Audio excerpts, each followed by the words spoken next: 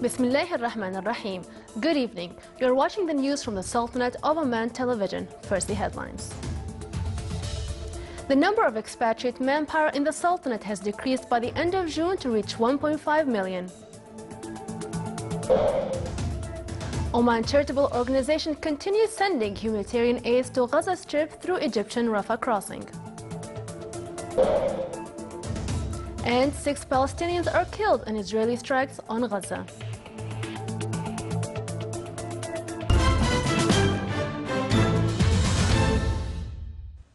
Those were the headlines. Now for the news in detail.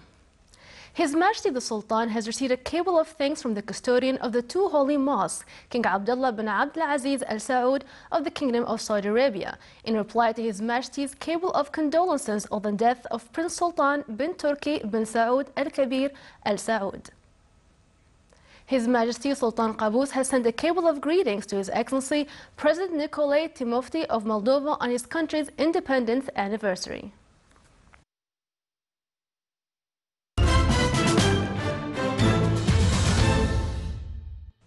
The National Center for Statistics and Information showed that the number of expatriate manpower in the Sultanate has decreased by the end of June to reach 1,539,177. According to the center, in 2013, the number was around 1.7 million expatriate workers, with a percentage of 44% of the Sultanate's population. The reason for the increase in the number of expatriate manpower was due to implementation of new development projects in the Sultanate, namely vital projects in Duqm, Sohar, Nizwa and other areas, in addition to airport development and other projects. The National Center for Statistics and Information revealed that the Governorate of Muscat has the highest percentage of expatriate manpower, which is 42%, followed by North Batna with 12%, and in the governorates of Wusta and Musandam it reached only 1%.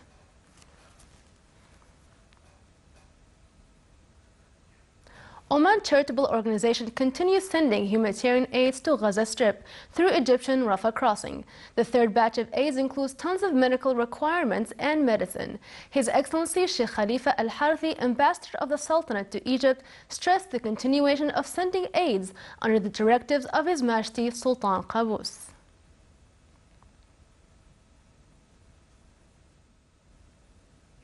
The Administration of Endowments and Religious Affairs in the Governorate of the Far held a ceremony to include activities of Holy Quran memorization. The activities aim to activate boosting values and morals and to educate the generation with teachings and memorization of the Holy Quran.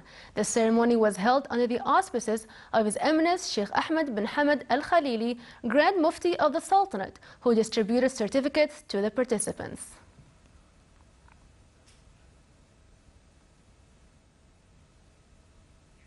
Major General Salim bin Musallam Qatan, commander of National Defense College, received today the delegation of Indian National Defense College, headed by Major General B. Singh, which is currently visiting the Sultanate. They discussed aspects of military, training, and academic cooperation between the Sultanate and India. During the meeting, they also exchanged talks about a number of matters of mutual concern between both friendly countries. With the increase of shopping via internet and e-trading, the Public Authority for Consumer Protection received a number of complaints from customers who buy virtual products through a number of social media sites and applications. It based on purchasing items mainly through Instagram application, and when the buyers receive it, they discover that it is totally different, or after a time the prices are much more than the prevailing prices in the market. In worst cases, some people send money for the ordered products in advance, and then they do not receive those products at all. Muscat Securities Market MSM General Index today lost 20.3 points, comprising a decline by 0.28% to close at 7,322 points. The trading value today stood at 2.6 million Omani Riyals, comprising a decline by 39.8% compared to the last session, which stood at 4.4 million Omani Riyals. The report released by MSM pointed out that the market value fell by 0.1% to reach about 15.3 billion Omani riyals. The report added that the value of shares bought by non-Omani investors reached 485,000 riyals, comprising 18%. The value of shares sold by non-Omani investors reached 727,000 Omani riyals, comprising 27%.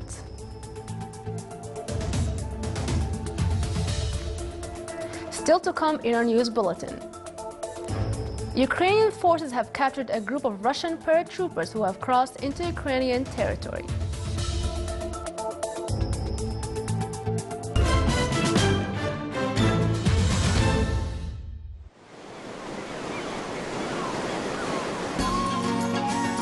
من هنا تبدأ أسطر الحكاية.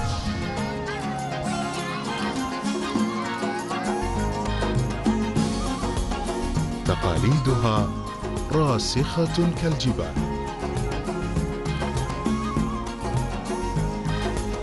أصالتها مضرب مثل في كل مكان.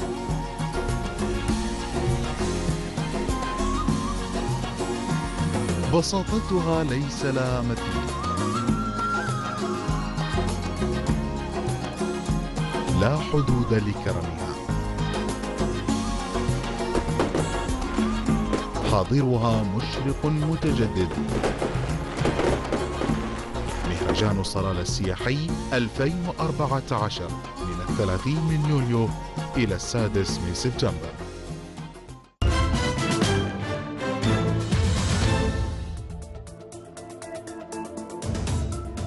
Welcome back to the news from the Sultanate of Oman television. 6 Palestinians were killed in Israeli strikes today, medical officials said. Israel bombed more of Gaza's tallest structures today, bringing down a 30-story apartment and office tower and destroying most of a 16-floor residential building. The strikes flattened the Besha Tower and wrecked the Italian complex after occupants were warned to get out. Israel's military said 70 rockets were fired from Gaza and that one damaged a house in the southern coastal town of Ashkelon, lightly wounding 10 people.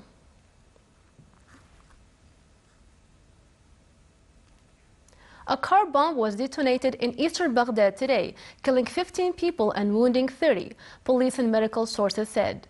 The bombing in the New Baghdad neighborhood followed a series of blasts in the Iraqi capital yesterday, which killed more than 20 people. Police sources said the death toll from Tuesday's attack was expected to rise. The United States is preparing military options, including surveillance flights to pressure IS militants in Syria, but no decision had been made to expand U.S. action beyond the limited airstrikes underway in Iraq. President Barack Obama has so far sought a limited military campaign in Iraq focused on protecting American diplomats and civilians under direct threat.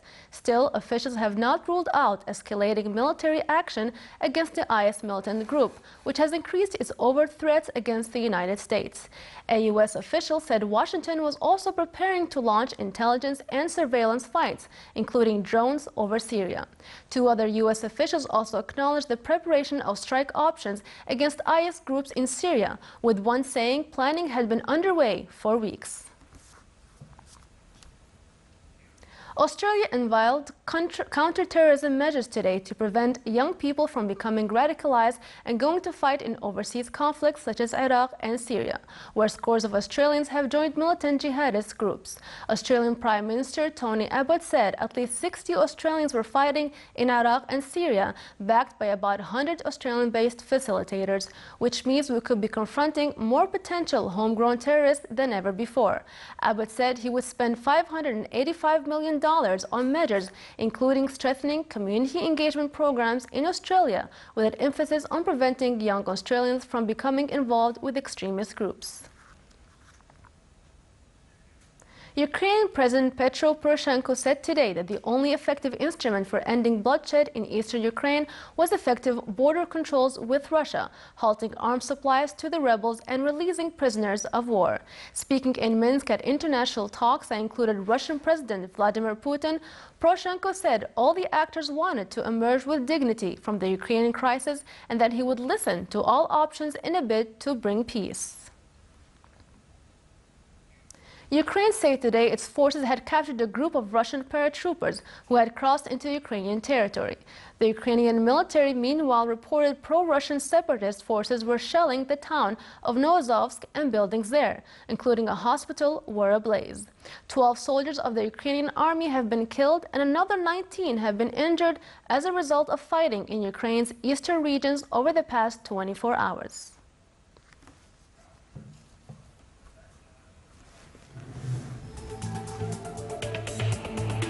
This is the Sultanate of Oman television. Before we end tonight's bulletin, here are the main points once again. The number of expatriate manpower in the Sultanate has decreased by the end of June to reach 1.5 million.